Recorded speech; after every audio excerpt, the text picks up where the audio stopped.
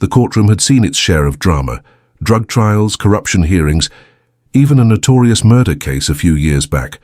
But on that unusually hot Tuesday morning in June, every eye was fixed on the smallest person in the room. Lily Carter. 5.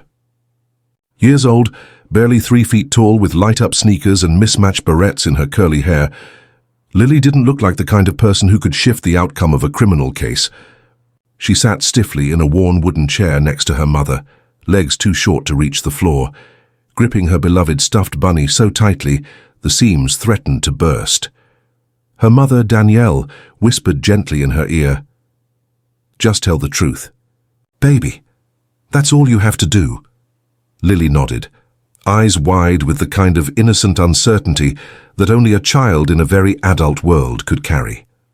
In front of her, the courtroom buzzed with the weight of anticipation. Reporters scribbled furiously. Defense attorneys leaned in close, exchanging quiet words. Prosecutors glanced toward the judge, who watched the scene unfold with an unreadable expression. No one wanted to put a child on the stand. It was a gamble, risky and controversial. But the prosecution had nothing else. The defense's narrative was airtight. Officer Darren Reed, a decorated member of the K9 unit, claimed his dog had acted within protocol, responding to a resisting suspect with appropriate force.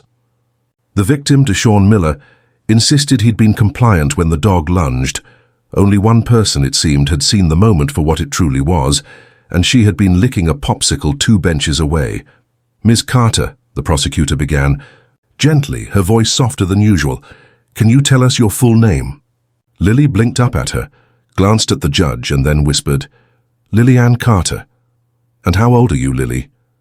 She raised a small hand and proudly showed 5 fingers. A quiet ripple of amusement ran through the room, brief but humanizing. The judge allowed it. "Let the record show the witness is 5 years old." From the back of the courtroom, a camera shutter clicked. Somewhere near the jury box, a pen scratched faster against a notepad. Everyone leaned forward. "Lily," the prosecutor said, crouching a little to meet her at eye level, "I know this is a very big room, and there are a lot of grown-ups here, but we're just talking, okay, like when you talk to your teacher." Lily gave a timid nod. "Do you remember the day when you were at the park with your mommy and you saw the police car?" Another nod. Lily's fingers clutched Mr. Waffles's. "Floppy ear, can you tell me what you saw?" Lily looked down, then sideways toward her mother. Danielle gave a tiny nod of encouragement. Then Lily's gaze drifted across the courtroom and landed on the dog, Titan. He sat at attention beside Officer Reed, stoic and imposing. His handler gave him a reassuring pat, but Titan didn't flinch. His deep brown eyes scanned the room, calmly. That's when it happened. Lily raised a trembling finger and pointed, straight at the dog. A hush fell over the courtroom. Even the judge seemed to pause mid-note. The prosecutor hesitated, uncertain what was coming next. Then Lily said it. 2 words, barely a whisper, but loud enough to cut through the tension like a scalpel. "Bad dog," a reporter coughed. Someone audibly gasped. On the defense bench, Officer Reed's expression changed for the first time that day. His jaw clenched. The handler gently tugged Titan's leash, though the dog hadn't moved. The judge blinked, then leaned forward. "Excuse me, young lady," he said, voice low but curious. "What did you say?" Lily turned to face him, her face filled with a kind of innocent certainty that only children carry when they know they've told the truth. "I said, he was a bad dog," she repeated, this time louder. "He was mean to the man even when the man didn't do nothing." Gasps turned into murmurs. The court reporter stopped typing for half a beat, stunned. The courtroom had just pivoted on the voice of a 5-year-old girl with a stuffed bunny and nothing to gain, and everything to say. 2 months earlier, before Lily Carter ever set foot inside a courtroom, the sun had already begun its slow descent over Crestview Park. It was the kind of spring afternoon that made even the most hardened city feel peaceful. Fathers tossed footballs with their kids, dogs chased frisbees across the grass, and mothers, like Danielle Carter, sat on worn wooden benches, enjoying a rare moment of stillness. Lily was doing what she loved most, chasing butterflies near the fountain, a cherry-flavored popsicle dripping down her wrist. She was close enough for Danielle to keep an eye on her, but far enough to give herself the illusion of independence. And then the quiet, shattered, screeching tires, a shouted command, the unmistakable crackle of a police radio. Danielle shot up from the bench. Across the street, just at the edge of the parking lot, a black sedan had been pulled over. A young black man, tall and lean, had his hands raised, palms out. From Danielle's angle, it looked like he was trying to de-escalate something. She couldn't hear his words, just his tone. Calm, repetitive, pleading. A police cruiser sat behind the sedan, lights flashing. Officer Darren Reed emerged, already speaking into his shoulder mic. Then came the sound that sent Danielle into full alert mode, a sharp, aggressive bark, followed by another. She turned to see Lily, frozen by the edge of the grass, her popsicle, now on the ground. A German shepherd, a massive, muscular one, lunged from the back of the cruiser, teeth bared, and barreled toward the man with his hands still up. The man barely had time to yell before the dog collided with him, knocking him to the pavement. Danielle covered Lily's eyes, but it was too late. She'd seen it all. By the time backup arrived, the man, later identified as Deshaun Miller, a 29-year-old social worker with no prior criminal record, was bleeding from his arm and shoulder. His shirt was shredded. His face was streaked with blood and disbelief. He didn't resist. He didn't run. And yet, the dog hadn't hesitated.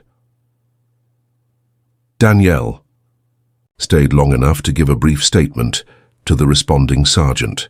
Lily sat in her lap the whole time, silent, clutching Mr. Waffles with white-knuckled fear.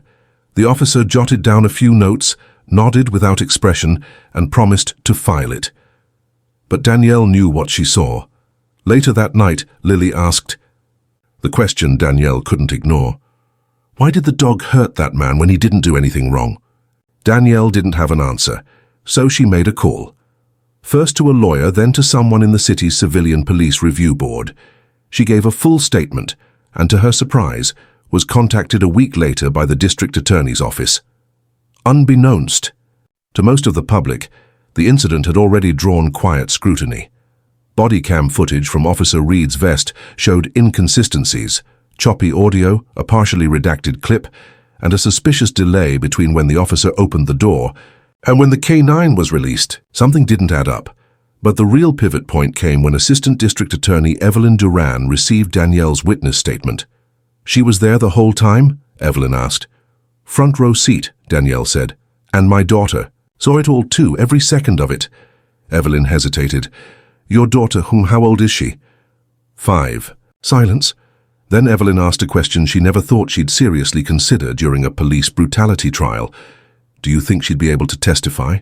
Danielle paused. She's young, but she's smart, and she knows what she saw. She hasn't stopped talking about that dog. Evelyn sat back in her chair, her fingers drumming the edge of a file.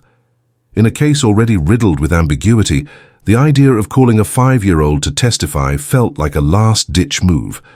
But the justice system is built not just on facts, but on truth. And sometimes truth comes from the least expected place. That's when she made the decision. Lily Carter would be called to the stand, and what she would say would spark a fire no one could contain. Titan wasn't just any police dog. In Crestview, he was a symbol of the department's pride, featured in recruitment ads, paraded through elementary schools during Safety Week, even given his own badge number. A 4-year-old German shepherd, bred and trained in an elite K9 unit facility, Titan was said to be one of the most obedient dogs ever handled by Officer Reed. His record was spotless until now. But behind that image, there were whispers. Other officers said Titan had, say a switch, that he was calm one minute and explosive the next. He obeyed commands, but sometimes he acted before them. Reed always brushed it off. He's just a step ahead, he'd say with a grin. Most of the force believed him, until the Deshaun Miller incident. After the attack, the department's internal review quickly circled the wagons.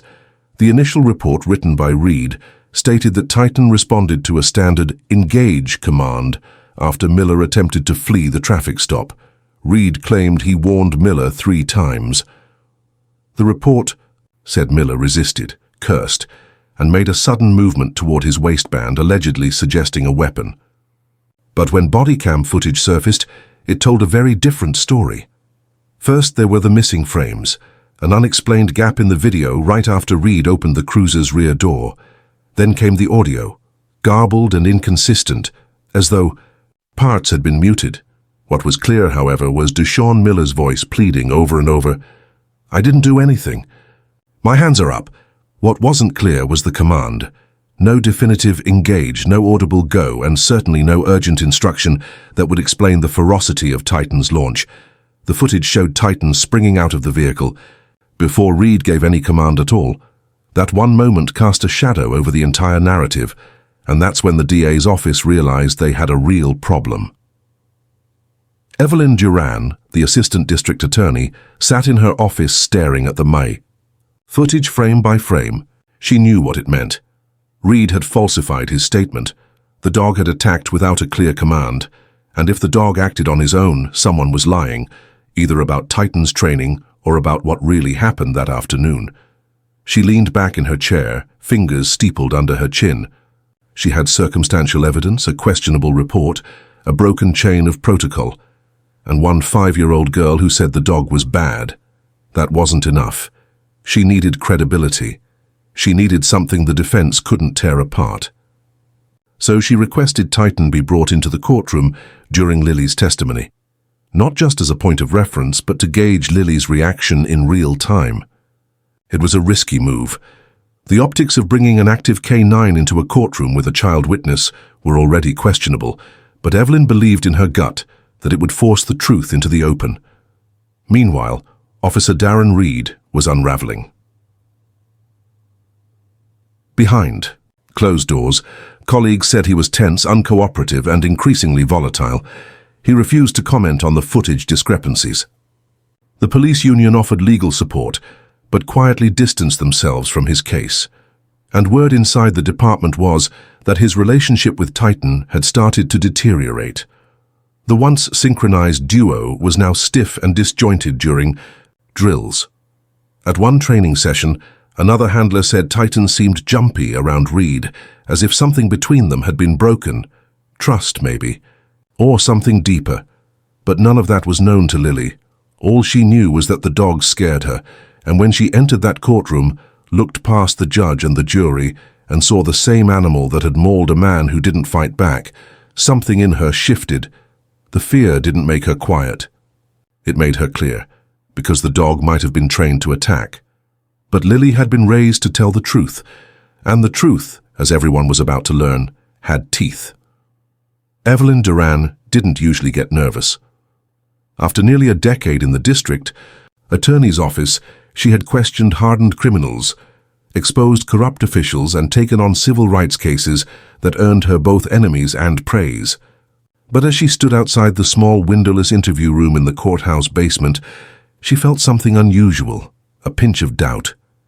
Inside, 5-year-old Lily Carter was coloring, not fidgeting, not asking questions, just calmly filling in the petals of a daisy on a printed worksheet, her tongue sticking out slightly in concentration. Next to her, Mr. Waffles sat in a booster seat, his fabric ear torn slightly from years of love. Danielle Carter, Lily's mother, sat nearby, watching with protective eyes. She looked like a woman who'd seen too much and trusted too few. Evelyn cleared her throat gently before entering. "Hi, Lily," she said, kneeling beside the girl. "I'm Evelyn. Do you mind if I talk with you a little?" Lily looked up and gave a small nod. "Okay." Evelyn kept her tone soft and her movements slow. "I just wanted to ask about the day you were at the park, when you saw the police dog."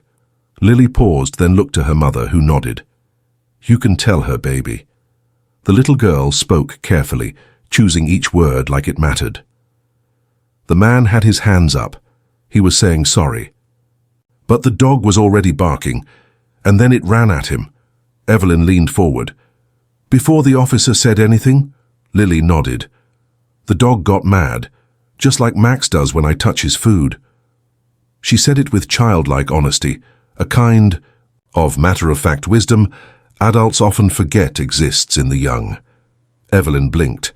That small analogy carried a weight no adult explanation ever could. A dog that attacked out of instinct, not command. She took a breath. "Do you think you could say that again in court?" Lily frowned, looking down at her picture. "Will the dog be there?" Evelyn hesitated.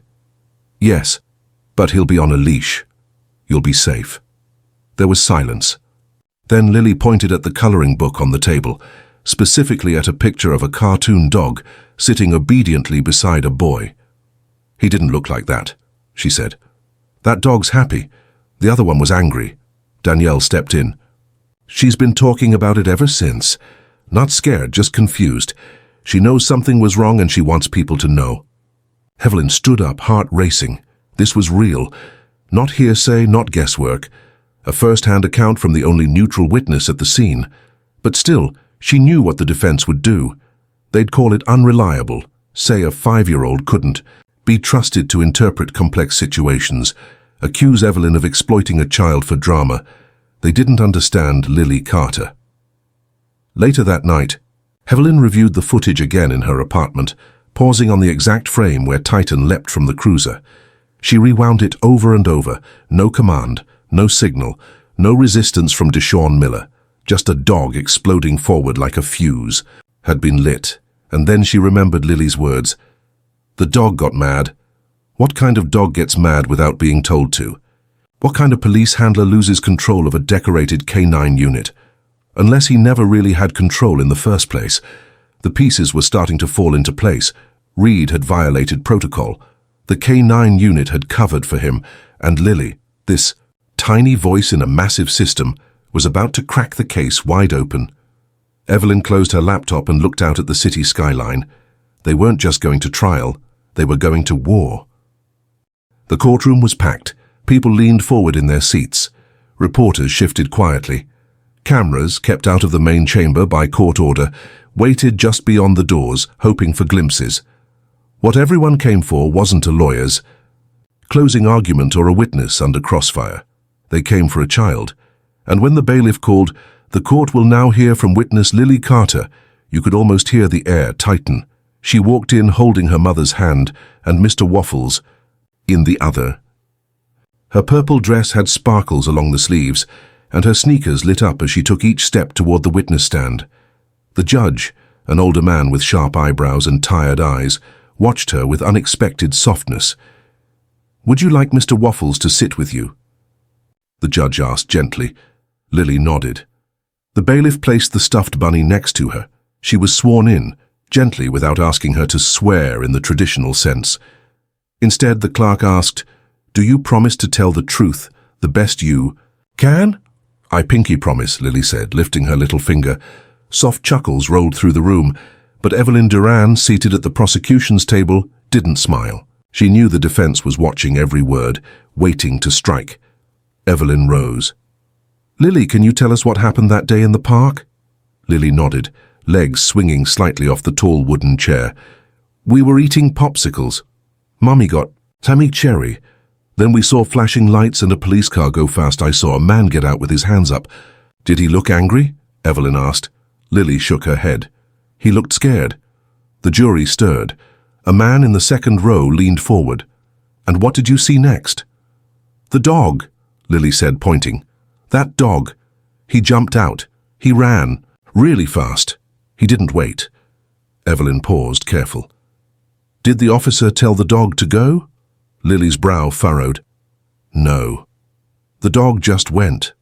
Like when Max eats my lunch even when Mommy says no." A ripple of quiet laughter again, this time more uneasy. Evelyn showed her a photograph, Deshaun Miller on the ground, shirt bloodied, arm mauled. "Do you recognize this?" Lily looked at it for a long time. Her lip trembled slightly. Then she nodded. "That's the man. The dog jumped on him. He screamed." Danielle, seated behind her daughter, covered her mouth. Evelyn turned to the judge. No further questions. Then came the defense. A tall, well-groomed man in a dark blue suit stood and smiled as he approached Lily. Too wide, too polished. "Hi, Lily. My name's Mr. Caro. I just want to ask you a few things, okay?" Lily nodded quietly. "You're very brave," he said. "Now, Lily, do you always remember things exactly right?" She blinked. "I try." "Well, sometimes little kids imagine things, right? Like when you play pretend?" Lily tilted her head. "That's not the same." Mr. Caro smiled again. "Of course. But sometimes it's hard to tell if something really happened or if it just felt scary, isn't it?" Lily looked at him. "No, I saw it. I didn't make it up." He tried again. "Are you sure the dog didn't wait for a command?" She glanced at Titan, sitting leashed beside Officer Reed, calm and still. Then she said firmly, "The dog went before the man." Told him the man lied. Gasps broke out. The judge banged his gavel. "Order!" Mr. Caro froze. His face tightened. Evelyn sat back, knowing they had just crossed the line into something irreversible. Lily, with her legs swinging, turned to the judge and said, "I'm not supposed to lie. Mommy says lies make people get hurt." The silence that followed wasn't just from shock. It was from clarity. For the first time in that courtroom, there was no argument. No legal maneuvering. No what if, just the truth. Small, undeniable, and delivered by the last person anyone expected to hold that much power. By the time Lily Carter stepped down from the witness stand, the courtroom was no longer just a courtroom. It had become a mirror reflecting the questions everyone outside those walls had been avoiding for years. Who polices the police? What happens when a badge is used to excuse brutality? And how do you argue against the honesty of a 5-year-old who wasn't trying to win, only to tell the truth? Word of Lily's testimony spread fast. That same afternoon, a clip of her soft but steady voice saying, "The man lied," went viral across social media. Thousands of shares turned into millions of views. Hashtags like Saturn Lily told the truth, A Justice for Deshawn, and Canine Accountability began trending worldwide. By sunset, people were gathered outside the courthouse, holding signs that read, "We believe Lily." Badges aren't blank checks. Even a child can see the truth. Danielle Carter stood near the courthouse entrance, holding Lily's hand tightly. She hadn't spoken to the press yet, had refused every interview request. But now, as she watched the crowd grow and the chants echo into the dusk, she realized something had shifted. This wasn't about just her daughter anymore. Evelyn Duran felt it too. Back inside her office, she sifted through messages from civil rights groups, legal advisors, even federal observers. The Department of Justice had quietly opened a preliminary inquiry into the Crestview Police Department's K-9 program. Former E. Handlers had begun coming forward with concerns about Titan's training logs, many of which were either incomplete or mysteriously missing entire weeks of data. A whistleblower email arrived late that night anonymously. It claimed Officer Reed had used Titan in unauthorized off-the-books training sessions, including one where the dog bit a homeless man during a parking lot sweep. The report had never been filed. There was no footage. But now, Evelyn had a name. She leaned back, stunned. The walls were closing in. As for Reed, he wasn't showing up to court with his usual arrogance anymore. Gone was the cocky smile, the proud handshake with fellow officers. He now sat stiffly beside his defense counsel, eyes darting whenever Titan made the slightest sound beside him. Because even if the court didn't know it yet, Reed did. The truth was coming, and it was faster than he could outrun. Meanwhile, Deshawn, Miller, the man whose life had been torn open for nothing more than a traffic stop, watched the world rally around him from a quiet hospital room. His arm still bore the scars, both physical and emotional. But when he saw the clip of Lily pointing at Titan and calmly saying he didn't wait, something in him broke, then healed. He hadn't imagined it. He wasn't alone. His name was finally being cleared not because of high-powered attorneys or political favors, but because of a little girl who refused to let a lie become the official story. The next day, protesters outside the courthouse doubled. Local news anchors now stood shoulder to shoulder with national media outlets. And through it all, Danielle carried Lily in and out of the building like a shield, but also like a symbol. A mother protecting truth itself. Inside, Evelyn prepared for the next bombshell, a surprise witness, one of Reed's former training partners, was ready to testify that Reed had frequently bragged about how he didn't need to give the command because Titan just knew what to do. It would be devastating, but Evelyn knew. It wasn't what would win the trial, that had already happened. When Lily Carter pointed at a police dog in open court, looked straight into the eyes of the jury, and said two simple words, "He lied." The real verdict began forming. Now it was just a matter of time before the system caught up to the truth that a child had already spoken into the world. It was the second to last day of testimony, when the prosecution called their surprise witness. Evelyn Duran stood confidently, her hands clasped behind her back as the courtroom doors opened. The man who walked in wore his uniform, but the patch on his chest bore the insignia of another town he'd transferred months earlier. Officer Marcus Hale was younger than Reed, less decorated, and not nearly as political. But what he had now was more valuable than any medal, a clear conscience, and the decision to come clean. He took the stand and didn't waste time. "I worked with Officer Reed for 18 months, Hale said. "We trained our dogs together. I handled Buster. Reed had Titan. At first we got along, but over time I started noticing things that didn't sit right." Evelyn nodded. "Can you elaborate?" Hale shifted in the witness chair. "Reed would take Titan out for late-night training, solo. Off the books, no documentation, no supervision. Said the regular drills were too soft. He believed Titan should react to body language, not wait for voice commands." Gasps rippled through the court. "He told me once," Hale added, "I don't need to say the word, my dog knows who's guilty." You could feel the tension spike across the room. Even Titan, leashed near the back, let out a low growl. That was quickly shushed by the handler. The judge glanced over his glasses. "Mr. Hale, are you saying Officer Reed intentionally trained his dog to attack without command?" "Yes, Your Honor." Evelyn moved carefully. "Why didn't you come forward before?" Hale looked down ashamed. "Because I knew what would happen, and I was right. When I raised concerns with a supervisor, they benched me. A week later, I was reassigned to a desk job 2 towns over." "Retaliation," Evelyn said aloud, letting the word hang. Defense. Counsel tried to discredit Hale, of course, called him a disgruntled colleague, accused him of seeking attention, but it was no use. The cracks in Reed's reputation had turned into fractures. Now the entire wall was falling. And Officer Darren Reed? He wasn't holding up. Each day he sat stiffer, quieter. By the end of Hale's testimony, he refused to even look at the jury. Evelyn watched him from across the room. He didn't look angry anymore, he looked afraid. Outside, the crowd was electric. Dozens had become hundreds. Parents arrived with their children, holding up signs that read, "We raise truth-tellers like." "Lily, no more silence. Who trains the trainers?" News vans lined the curb. People interviewed each other. A woman wept on camera as she described how her cousin had once been bitten during a routine check, and then charged with resisting arrest, even though no weapon was found. This trial had cracked something open, something deeper than just one case. A quiet understanding that if a child could see injustice so clearly, then what excuse did adults have? Inside the courthouse, Evelyn approached Danielle and Lily in a quiet side hallway. She bent down to Lily's level again. "You doing okay?" she asked. Lily nodded. "Are we almost done?" "Almost," Evelyn smiled.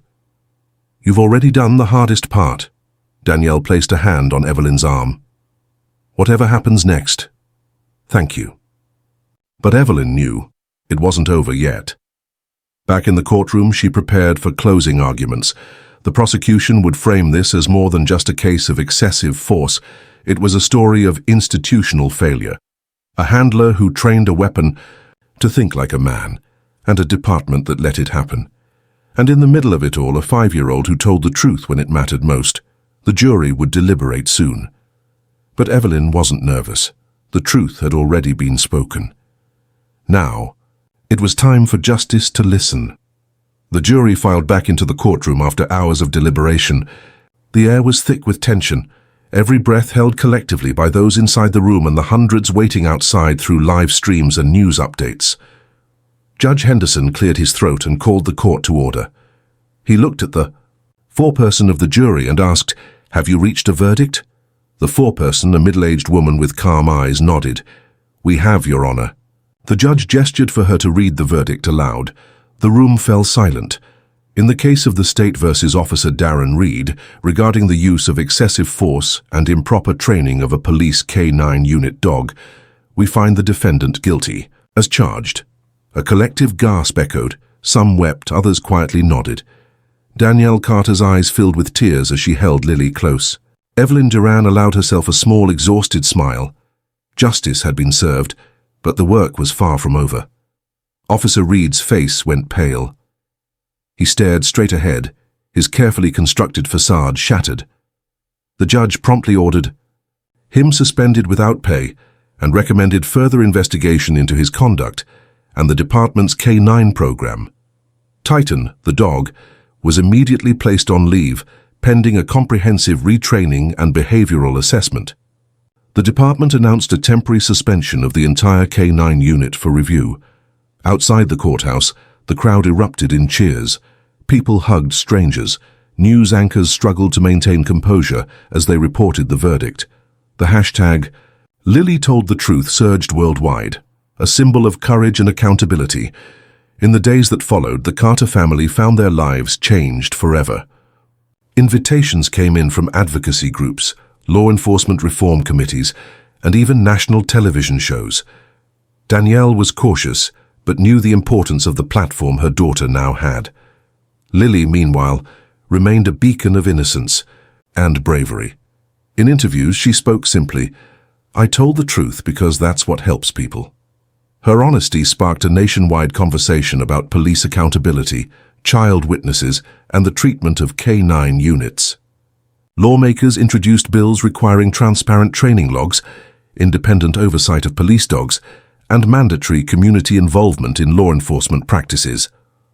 Officer Marcus Hale's testimony inspired other officers to come forward, shedding light on systemic issues within police departments. The department in Crestview underwent sweeping reforms, new leadership, retraining programs, and community engagement initiatives aimed at rebuilding trust. Evelyn Duran continued her work as a prosecutor, but found new purpose in advocating for vulnerable witnesses and pushing for justice that extended beyond courtroom victories. And through it all, Lily and Mr. Waffles remained constant, a reminder that sometimes the smallest voices carry the heaviest truths. Months later, at a community event honoring courageous youth, Lily was presented with a special award for bravery. She accepted it quietly, holding her mother's hand and glancing at the police officers present, some newly trained, others still watching, learning. When asked what she wanted to be when she grew up, Lily smiled and said, "Someone who helps people tell the truth." Her words echoed far beyond the room.